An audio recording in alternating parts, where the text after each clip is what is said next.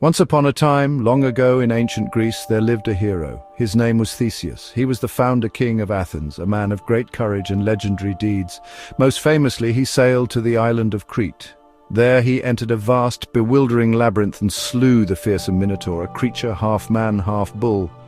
This heroic act saved the youth of Athens from a terrible fate. Theseus returned home not just as a hero, but as a symbol of Athenian strength and resilience. His victory was a story told for generations, a cornerstone of their identity and pride. The ship that carried Theseus on this perilous journey became a legend in its own right. It was a magnificent 30-oared vessel, strong and swift.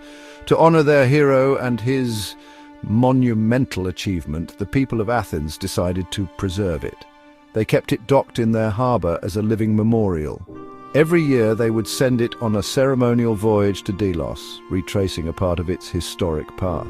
This annual ritual was a powerful reminder of their city's glorious past, a tangible link to the hero who had secured their future and defined their spirit. As the years turned into decades and the decades into centuries, the ship began to show its age. The salty air and the relentless sea took their toll on its wooden frame. One by one, the old, weathered planks of the hull began to rot. To keep the ship seaworthy and pristine for its yearly voyage, the Athenians began a careful process of restoration. Whenever a wooden plank decayed, they would remove it. In its place, they would install a new identical plank, carefully crafted to match the original in every way. This process of repair and replacement continued for a very, very long time. An old oar would splinter and be replaced by a new one. A section of the mast would weaken and be swapped out. A piece of the deck would rot away, and a fresh piece of timber would take its place. The Athenians were meticulous in their work. They ensured that the ship always looked exactly as it did when Theseus first sailed it.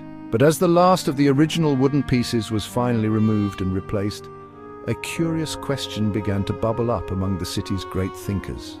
The philosophers of Athens, never ones to miss an opportunity for a good puzzle, gathered by the harbor. They looked at the magnificent ship, gleaming with its new wood, yet maintaining its ancient form. They posed a simple yet profound question to the shipwrights and to each other. Is this vessel, docked here today, still the Ship of Theseus? On the one hand, the answer seemed obvious. Of course it was. It occupied the same space, it had the same design, it served the same ceremonial purpose. It was, for all intents and purposes, the ship of the great hero. But on the other hand, a troubling thought lingered. Not a single piece of the original ship remained. Every plank, every oar, every nail that had touched the heroic hand of Theseus was gone. The ship was now composed entirely of new materials. How could it be the same ship if none of its original parts were present? It was like having a favorite axe. And over the years you replace the handle, and then later you replace the head. Do you still have the same axe? This was the heart of the dilemma, a paradox that tied the Athenians in philosophical knots. Let's complicate things a little further, as philosophers love to do. Imagine a clever, if slightly mischievous shipwright had been collecting all the old, discarded planks. Over the years, he gathered every single original piece that was removed from the ship.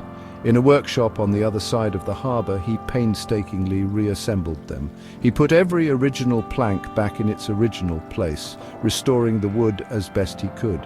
Now there are two ships standing in the harbor.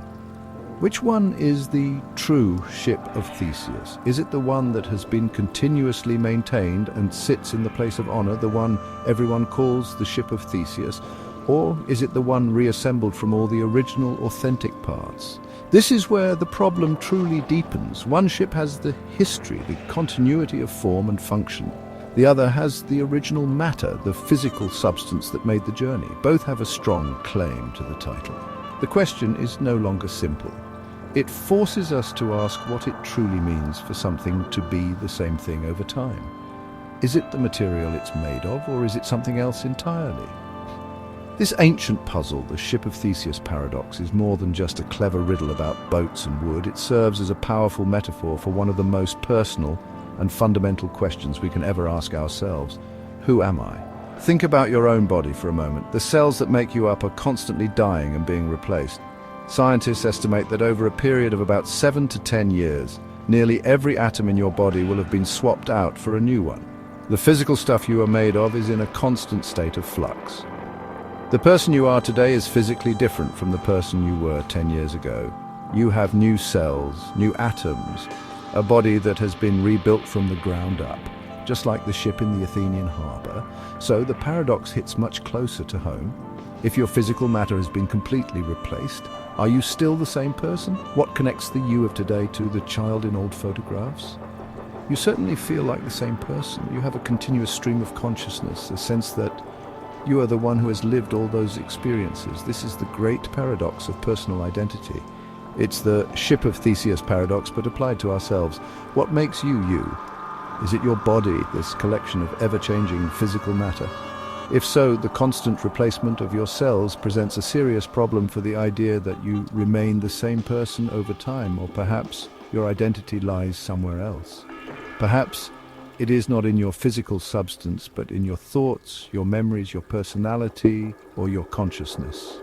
This is where the journey into the self truly begins. In this exploration, we will sail into these deep and fascinating waters. We will look at the ship of our own being and ask what holds it together across the vast ocean of time. We will consider the ideas of history's greatest thinkers, from the memory theories of philosophers like John Locke to the startling discoveries of modern neuroscience. We will ask whether you are your body, your brain, or the story you tell yourself. The question, who are you, is not a simple one, but seeking the answer is one of the most important voyages we can ever undertake. Who are you? Many might point to their bodies. This physical form is what friends recognize, what appears on my passport, and the vessel that carries me through the world. My identity is tied to this specific, unique body. Philosophers call this the bodily criterion of identity. You are the same person you were as a child because there is a continuous physical path. It's like a river. The water is always changing, but it remains the same river. Our bodies are much more like the Ship of Theseus than we might care to admit. The cells that compose our skin, our bones, our organs are in a constant state of replacement. The physical stuff of you is not the same stuff that made you up a decade ago. What about the mind, the memories, the personality that truly feels like the core of who we are? Is the body merely the vessel, or is it the passenger as well? Imagine a neurosurgeon transplants your brain into a new body because yours is failing. You wake up with a new body, but all your old memories and personality are intact. Are you the new body's person, or still yourself in a new shell? This is the classic ghost in the machine, the idea of a non-physical mind piloting our body. We feel like we bodies, not that we are bodies. But how does this non-physical ghost interact with the physical machine? Neuroscience shows our minds are intertwined with our brains. Injury or disease can alter personality and consciousness. The ghost isn't as independent as we think. If identity isn't just our body, where else can we look? John Locke suggested personal identity is about having the same consciousness. What makes you the same person over time is your memory. Your identity is forged from a chain of memories, linking your present self to your past. Think of it as a stream. But Locke's theory has its own Achilles heel, forgetfulness. What happens to the parts of your life you can't remember? Do they cease to be a part of your story? We've looked inwards, but what about our relationships and place in society? Your identity is, in part, a social blueprint, a role you play within a larger human network. Your identity is constantly being affirmed and shaped by your interactions. This web of social connections acts as an external anchor for your identity. A person is not an isolated island, but part of a vast continent of relationships. The social identity persists even when the psychological identity is broken. Yet, relying on others for your identity can be a shaky foundation. We value authenticity, a true self independent of what others think. The social blueprint is just one layer of the complex structure that is a human being. We have now journeyed through several compelling yet incomplete ideas about who we are. We've considered the body, the mind, memory, and society. Each provides a piece of the puzzle, but none seems to capture the whole picture. The body changes its matter. The mind is tied to the physical brain. Memory is fallible and incomplete. Social identity can feel external and inauthentic.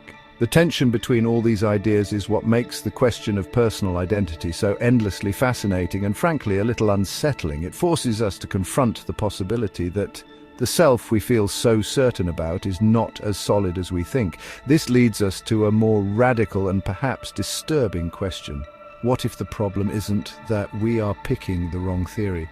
What if the problem is that there is no single continuous you that persists through time at all? The philosopher David Hume famously argued this point. He said that when he looked inward, he could never find a self.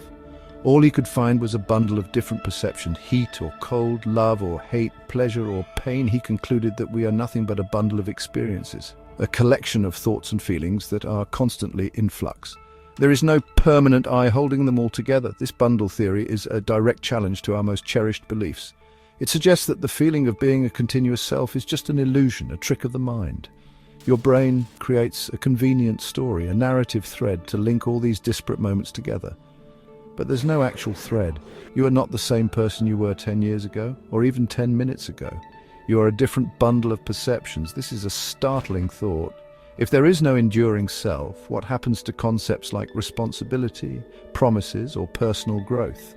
How can you be held accountable for an action committed by a different person in the past? This is the great precipice we stand on as we delve deeper into this mystery. We are caught between our powerful intuition that we are a single, unified being journeying through time, and the philosophical and scientific evidence that suggests we are more like a process, a pattern, a constantly changing story. The Ship of Theseus is not just a puzzle about a boat. It is the fundamental question of our own existence. And let's explore an idea championed by John Locke. He proposed our identity lies not in our physical form, but in the mind, specifically our memories. You are the same person if you remember past experiences. Consciousness and memory form an unbroken chain of identity. Imagine your life as a storybook. Memory lets you revisit previous pages. This connects all versions of you into one continuous person. It's the essence of your identity. Without these memories, your body would feel like a stranger's. Our identity is our autobiography, written in the ink of memory. We are a living narrative, the story only we can tell. John Locke presented a thought experiment to test what truly constitutes a person.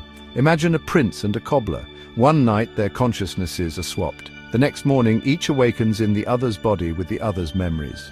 Locke asks, who is who? Is it personhood defined by body or mind? For Locke it's clear, the prince is in the cobbler's body and the cobbler in the prince's. Consciousness, not form, defines us. Locke's theory of memory seems elegant and powerful, but it wasn't long before other philosophers began to spot some serious cracks in its foundation.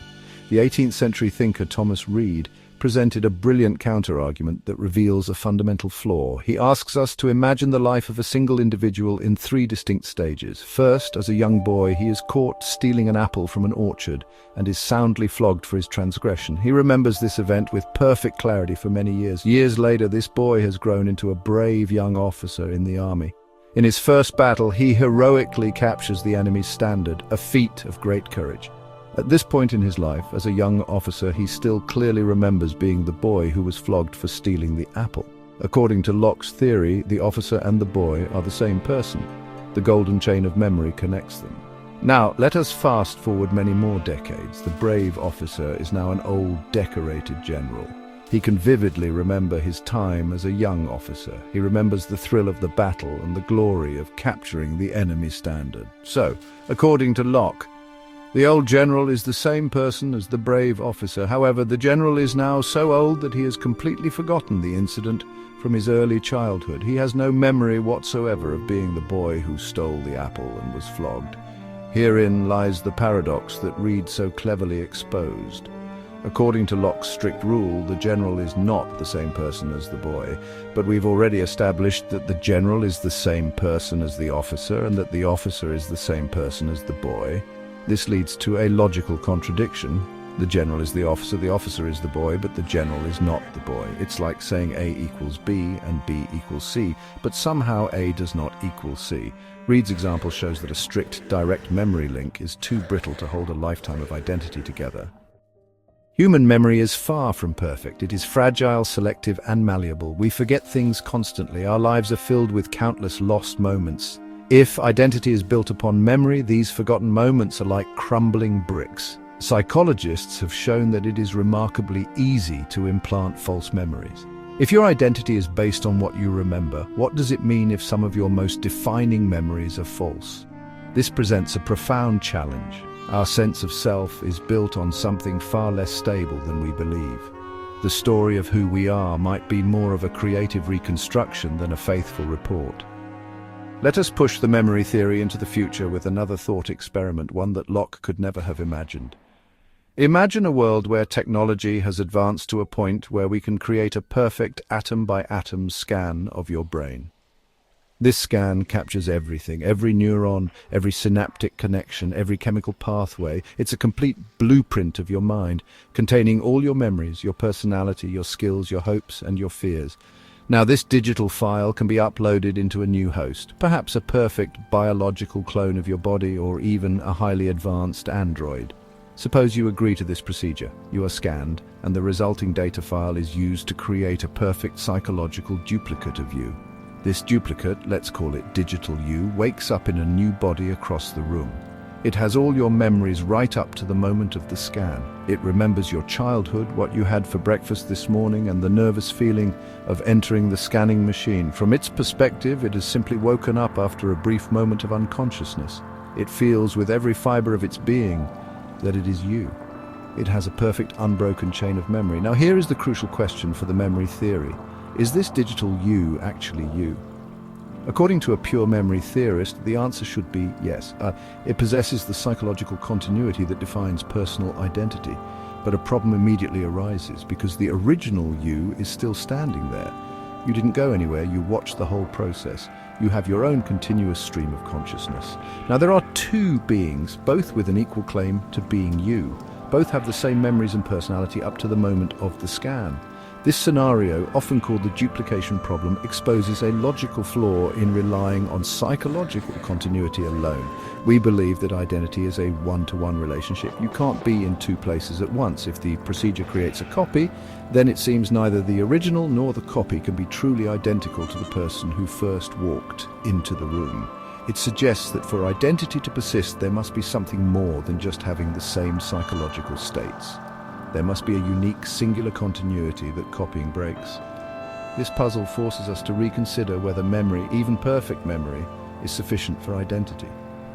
Perhaps the classic memory theory, with its focus on recalling specific events, is just too narrow. Maybe the memory that really matters for identity isn't only about recalling factual information from your past, like a historian reciting dates. Perhaps it's something deeper and more subtle. It could be, the continuity of your emotional and dispositional landscape. This includes your core personality traits, your fundamental beliefs, your deepest values, your characteristic ways of thinking and feeling, and your long-term goals and intentions.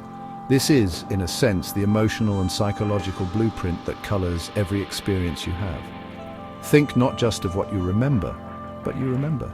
You and your sibling might recall the same family holiday, but one of you remembers it with fondness and nostalgia, while the other remembers it with anxiety and frustration. These emotional patterns and personality traits are, interestingly, remarkably stable over a lifetime, even as specific memories of events fade away. The shy and cautious child often grows into a shy and cautious adult. The optimistic and adventurous teenager frequently becomes an optimistic and adventurous pensioner. This continuity of character provides a different kind of psychological thread. This broader view of psychological continuity helps to solve some of the earlier problems. The forgetful general, for instance, may no longer remember being the boy who stole the apple, but he might still possess the same underlying stubborn streak or sense of justice that defined him as a boy and as a young officer. His core character connects him across the gaps in his episodic memory. This theory suggests that identity is less about a chain of specific memories and more about the enduring riverbed of personality through which the stream of consciousness flows. Even so, this approach is not without its own difficulties. People can and do change their fundamental characters. A traumatic event can turn an optimist into a pessimist. A religious conversion can completely reorder someone's core beliefs and values. Years of therapy can transform a person's emotional responses. If someone undergoes such a profound and lasting personality change, have they become a different person? This brings us back to the unsettling heart of the matter. If we are defined by our psychology, and our psychology can change, then our very identity seems to be a fluid and unstable thing, capable of transforming throughout our lives. We have journeyed through the philosophical landscapes of the body and the mind. Now, our voyage takes us into the inner world of the human brain. Modern neuroscience offers us a glimpse into the physical machinery of thought, memory, and identity itself. The ghost and the machine might be one and the same. The modern view is that you are your brain. This 3-pound lump of wrinkled, fatty tissue is the engine of your consciousness, the library of your memories, and the architect of your personality. A thought is a specific pattern of electrochemical activity firing between neurons. Your identity is a product of your brain's unique structure and function. Where the brain goes, the person goes. Is the self simply the brain? Scientists once believed the adult brain was fixed after childhood, but the discovery of neuroplasticity overturned this idea. Neuroplasticity is the brain's ability to reorganize itself by forming new neural connections throughout life. Your brain is like malleable clay, reshaped by experiences, thoughts, and actions. Every time you learn a new skill, you physically change your brain's structure. Synapses grow stronger, and new pathways are forged. Experiences leave a physical imprint, sculpting your mind. Daily routines and emotions contribute to the continuous rewiring of your brain. This is the basis for personal growth, adaptation, and habit formation. It is a work in progress, a masterpiece that is never finished. Beyond the physical wiring, your brain's moment-to-moment state, and indeed your very personality, is profoundly influenced by a complex soup of chemicals. These chemicals are called neurotransmitters. They're the messengers that allow your brain cells to communicate with one another. Think of them, if you will, as the mood lighting of your mind. Chemicals like dopamine are associated with pleasure and motivation. Serotonin plays a crucial role in regulating mood, happiness, and anxiety. Adrenaline, on the other hand, gets you ready for fight or flight. The precise balance of this chemical cocktail has a huge impact on how you experience the world and who you are as a person. We can see this clearly when the balance is altered. A simple cup of coffee containing the stimulant caffeine can temporarily change you from a groggy, slow-moving person into someone sharp, alert, and productive. Alcohol can transform a shy, reserved individual into the life of the party, or a placid person into an aggressive one. These are temporary changes, of course, but they really demonstrate how sensitive our personality is to our brain chemistry. Our sense of self is not a stable monolith. It can be swayed and shifted by the chemical tides within our own skulls. Now consider more long-term changes. Many psychiatric medications work by adjusting the levels of these neurotransmitters. Antidepressants, for example, often work by increasing the amount of available serotonin in the brain. For someone suffering from severe depression, these medications can be life-changing.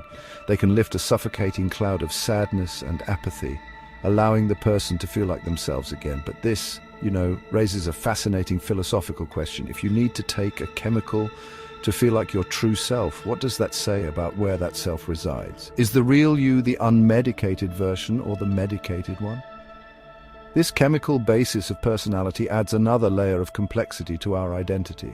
It suggests that who we are is not just about the fixed structure of our brain, but about its dynamic, ever-changing chemical processes. Our personality is not a single, static entity, but a state of being that emerges from an incredibly complex and delicate biochemical balance. This balance can be influenced by everything from our diet and sleep patterns to medication and stress. If a simple chemical can so easily alter the person we are, it makes the idea of a fixed, enduring self seem even more elusive and fragile. If the brain's structure is always changing and its chemistry is in constant flux, perhaps our identity lies somewhere else. Some neuroscientists propose that the self is not a thing at all, not a structure or a chemical, but a pattern. Specifically, it might be a pattern of electrical activity. Your brain is always buzzing with electricity as billions of neurons fire in synchronized rhythms. These rhythms, known as brainwaves, are the signature of a living, conscious mind. When you are deeply asleep, your brain produces slow, powerful delta waves. When you are awake and alert, it buzzes with faster beta waves. This electrical activity binds all the different parts of your brain together to create a single, unified experience of reality. When you see a red ball, for example, different parts of your brain process the color, the shape, and the motion. The conscious experience of seeing a red ball occurs when all these different areas fire in a synchronized pattern. Consciousness, from this perspective, is the grand unified rhythm of the brain's electrical orchestra. Your self is the continuous, flowing melody produced by this orchestra. It is not the instruments, the neurons, or the concert hall, the skull, but the music itself. This idea of the self as a pattern is very appealing. It can account for the brain's constant physical changes. The instruments in the orchestra can be replaced and the musicians can change, but as long as they play the same tune, the music continues.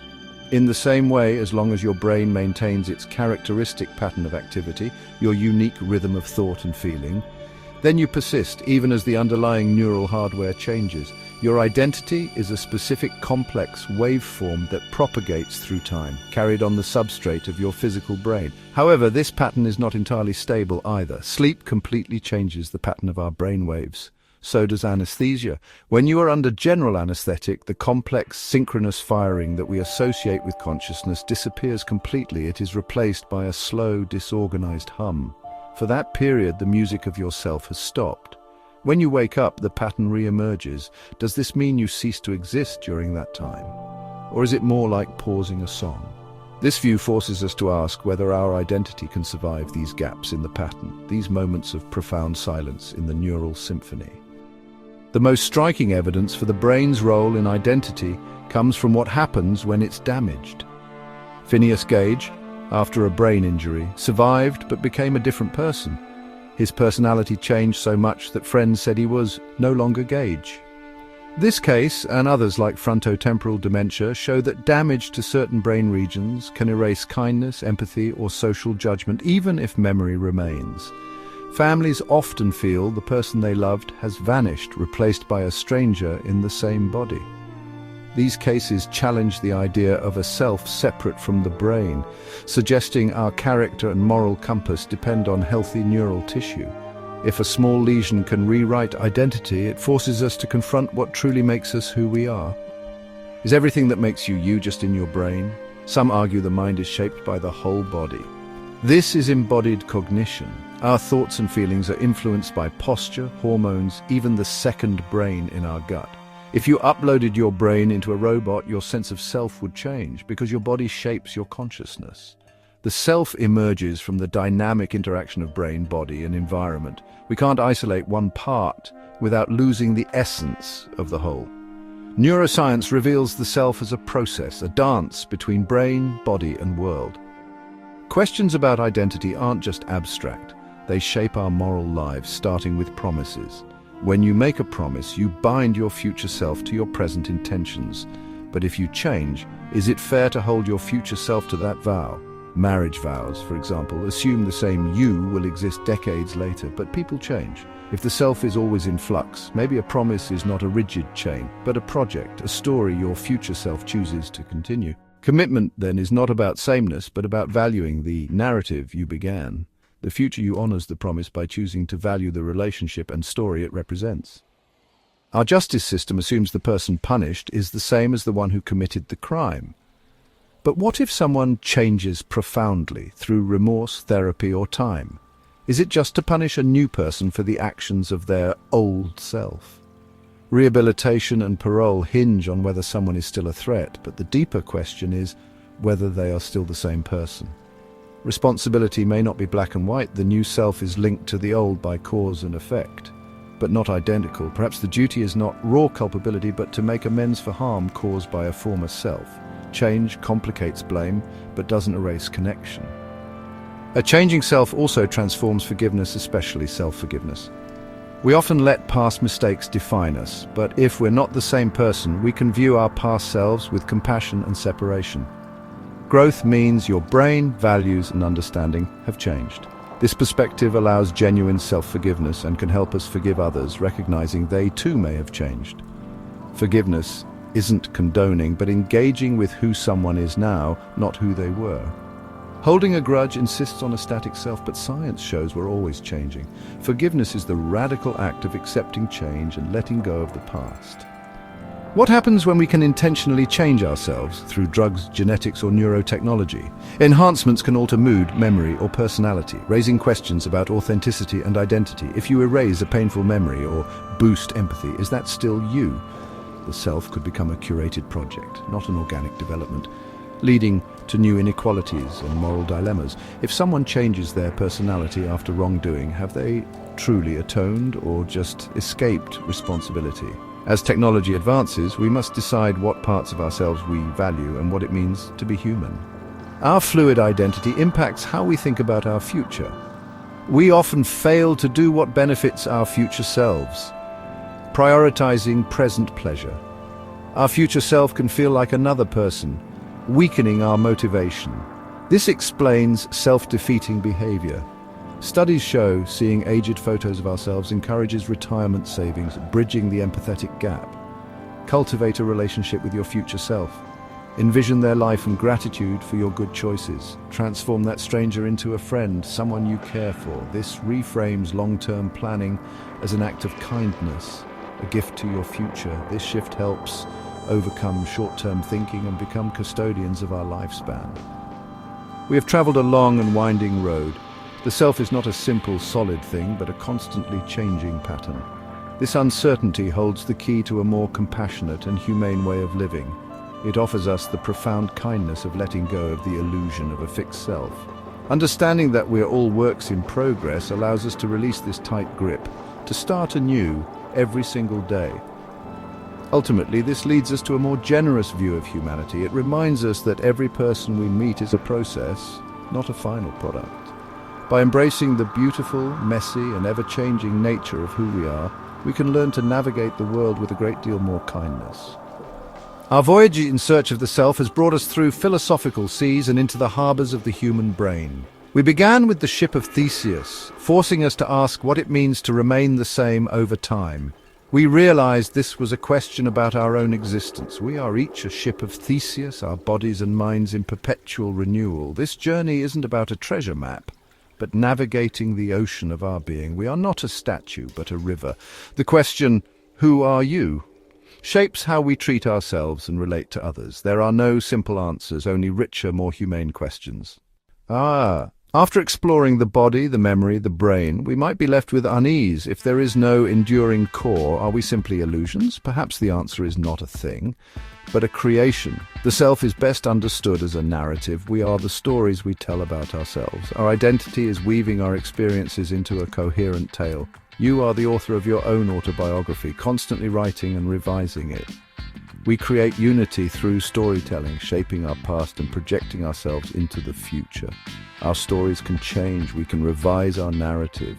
It's learning to tell ourselves a better, more compassionate and more empowering story. Our identity is not something we find, but something we create every day. So, where does this leave us? If the self is a fluid process, what should be our guide as we navigate the world? It calls for a deeper and more radical form of kindness, directed both inward towards ourselves and outward towards others. When we let go of the rigid idea of a fixed self, we also let go of rigid standards. We can see ourselves and others as works in progress to be supported. Let's start with self-compassion. Offer that past self-understanding rather than condemnation. Acknowledge that you have grown beyond past mistakes. This kindness naturally extends to others. It becomes harder to hold on to rigid judgments. Create space for the possibility of change and growth. Replace judgment with curiosity and anger with empathy. We are all fellow travelers trying to tell a story that makes sense of the journey. This shared vulnerability is perhaps the strongest foundation for universal compassion. We have reached the end of our exploration, but the journey has just begun. We set out to find a definitive answer to the question, who are you? But what we have discovered is something far more interesting. We have found that the self is not a solid object to be discovered like a lost continent. It is a dynamic, living mystery. The true value of asking, who are you, is not in finding a final, static answer. The value is in the asking itself. So, are you the same person you were 10 years ago? The answer is a wonderfully paradoxical no and yes. Ultimately, the quest for personal identity is not about pinning yourself down like a butterfly in a display case. It is about giving yourself the freedom to fly. You are a work in progress, a story still being written, a question that is always open. And to find joy, not in arriving at a final destination, but in the wondrous, ongoing voyage of becoming yourself.